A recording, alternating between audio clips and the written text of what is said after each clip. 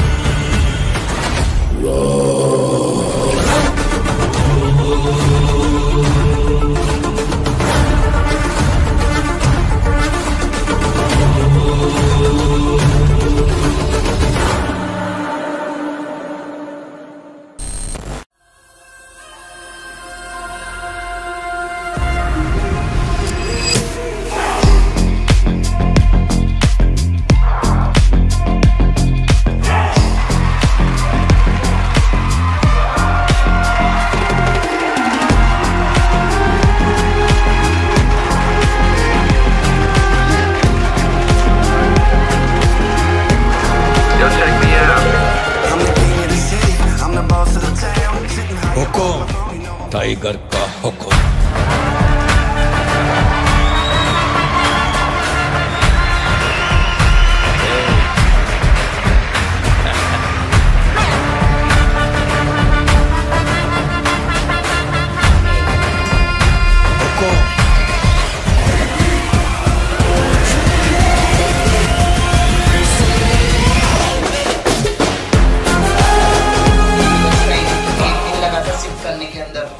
कल उधर थे, आज इधर आ गए, और आगे थोड़ा और प्रोग्रेस करेंगे तो और आगे जाएंगे।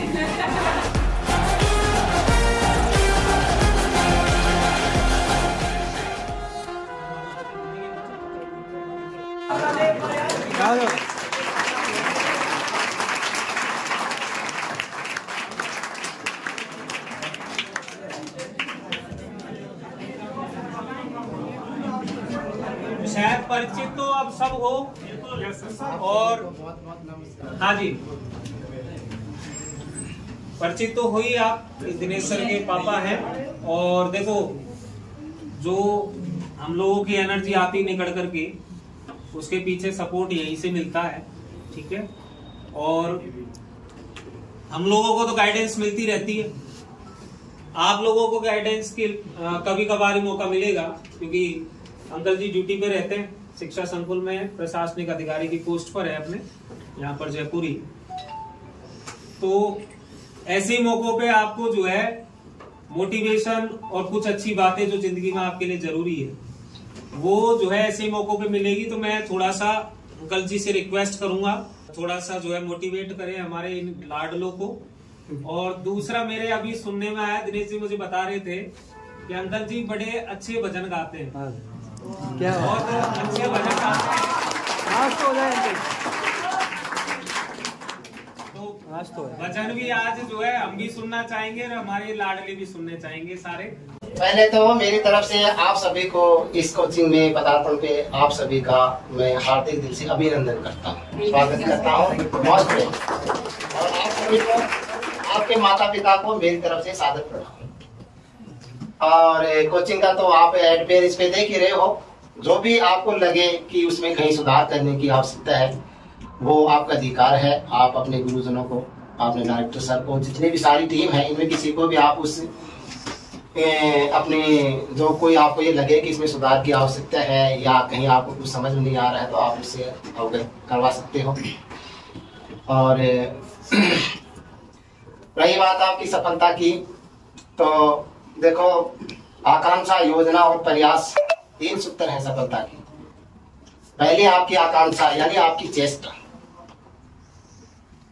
चेष्टा जिस आदमी में है वो चेष्टा से ही एक कलरक से बाबू से लेकर के IAS तक बनता है। अब आप उसमें जैसी चेष्टा करोगे, जिस टारगेट को आप लेके आए हो उसमें यदि आपकी पूरी चेष्टा है, आपकी आकांक्षा है और उसके साथ उसकी योजना, आपकी प्लानिंग कैसी है, आपका सिस्टम क्या है तैयारी का, और फिर उसके लिए आप प्रयास किस स्तर पे कर रहे हो, ये तीनों चीजें आपको सफलता की सीढ़ी तक पहुंचाती है।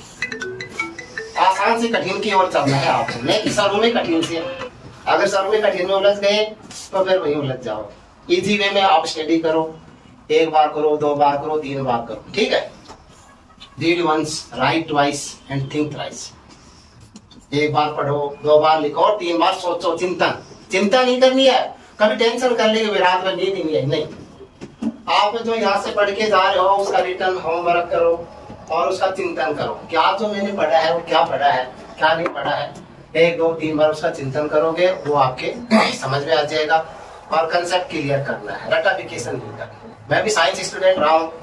रटाफिकेशन की बजाय आपको कंसेप्ट, जो भी चीज पढ़ा है उसको अपनी भाषा में, अपने विचारों में उस चीज को समझना है, कंसेप्ट, ठीक है। एक राहगीर था, तो वो अपने कहीं मार्गदर्शन पे कहीं जा रहा था अपने गंतव्य स्थान पे। तो उसको रास्ते में क्या हुआ, शाम हो गई, दिन छिप गया। अब उसने सोचा कि भाई अपन कहीं उसको जाना जरूरी था गंतव्य स्थान पे। तो रास्ते में एक वो कोई महात्मा की कुटिया दिखाई दी, वो वहां गए और उनसे निवेदन किया कि महाराज जी, अंधेरा बहुत हो गया है, मेरी पत्नी बहुत बीमार है, मुझे गांव जाना है और अब रास्ते में उस और पहाड़ भी है, अंधेरा भी घना है, तो मैं क्या नाम है कैसे जाऊं, कैसे नहीं जाऊं। तो महात्मा ने उसको अपना जैसे भी था उसको चाय पानी पिला करके और एक लैंप, लालटेन जला करके दी कि बोले बेटे जाओ, इस लालटेन को लेकर के आप अपने गंतव्य स्थान पे पहुंच जाओ। तो उस राहगीर ने कहा, महाराज जी मैं इससे कैसे जाऊं, इससे तो लालटेन तो थोड़ी सी दूरी रोशनी देती है, 1 कदम भरे, और पहाड़ पे तो बहुत घना अंधेरा है। तो महात्मा ने कहा कि तू 1 कदम तो आगे बढ़ा, ये खुद रोशनी तेरे साथ कदम दर आगे बढ़ती चली जाएगी और तू उस मंजिल को पार करेगा। तो आप 1 कदम तो आगे बढ़ाओ, सफलता की सीढ़ी पे रोशनी यानी आपकी सफलता आपके साथ कदम दर कदम आगे बढ़ेगी और आपको वो अवश्य आपके चरण छूएगी। ये मेरा आश्वासन है। और मेहनत करें, विश्वास के साथ अपनी स्टडी करें, और किसी को भी इंडिविजुअल कोई परेशानी हो तो आप अपनी टीम को अवगत करें। Thank you.